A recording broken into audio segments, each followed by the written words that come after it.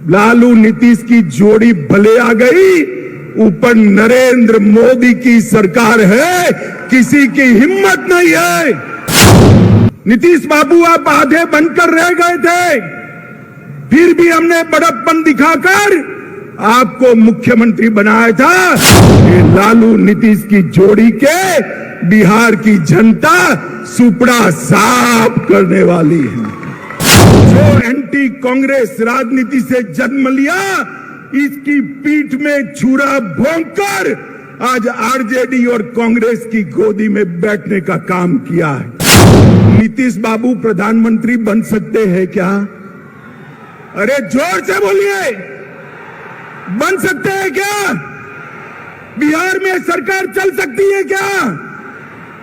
सुन लीजिए नीतीश बाबू, कान खोलकर सुन लीजिए।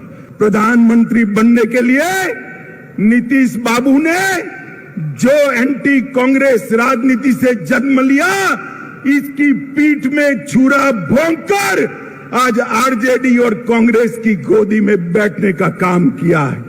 मित्रों, मैं आप सभी से पूछना चाहता हूं, इस प्रकार का सत्ता के स्वार्थ से दल बदल कर नीतीश बाबू प्रधानमंत्री बन सकते हैं क्या?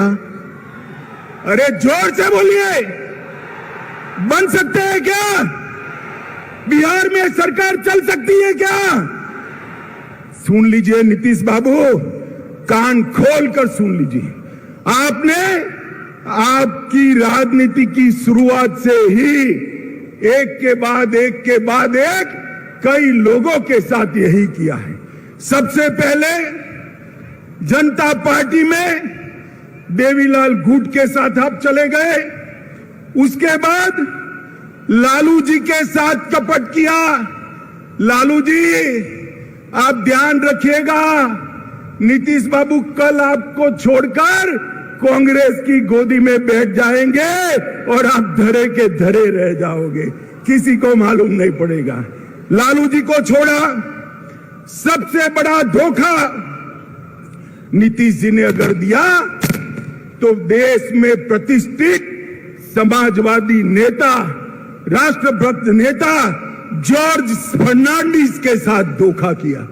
जॉर्ज फर्नांडिस को उनके कंधे पे बैठकर समता पार्टी बनाई, और जॉर्ज बाबू का जब स्वास्थ्य अच्छा नहीं रहा, तनिक देर भी नहीं लगाई, इनको हटाकर वो राष्ट्रीय अध्यक्ष बने। फिर शरद यादव जी के साथ धोखा किया, उसके बाद पहली बार भाजपा के साथ धोखा दिया, फिर जीतन राम मांझी को धोखा दिया, उसके बाद रामविलास पासवान के साथ कपट किया, उसके बाद लालू जी को फिर से धोखा देकर बीजेपी के साथ आए, और अब फिर से प्रधानमंत्री बनने की लालसा में वो फिर से बीजेपी को धोखा देकर लालू जी के पास चले गए हैं। मित्रों, मैं आज ही सलामती क्यों क्वेश्चन मार्क कर दी। आज सीमावर्ती जिलों में एक आशंका बनी हुई है। मैं सभी को कहने आया हूं, कोई डरिएगा नहीं। लालू नीतीश की जोड़ी भले आ गई, ऊपर नरेंद्र मोदी की सरकार है, किसी की हिम्मत नहीं है सीमावर्ती जिलों में मनमानी करने की। मित्रों, मोदी जी ने एक बड़प्पन दिखाया था।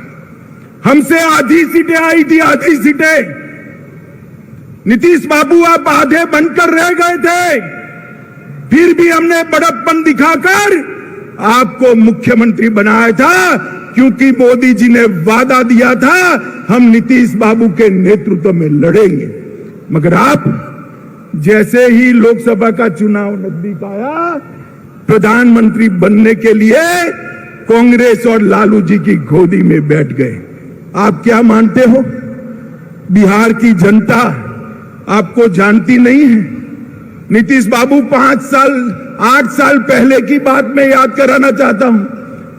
14 में भी यही किया था।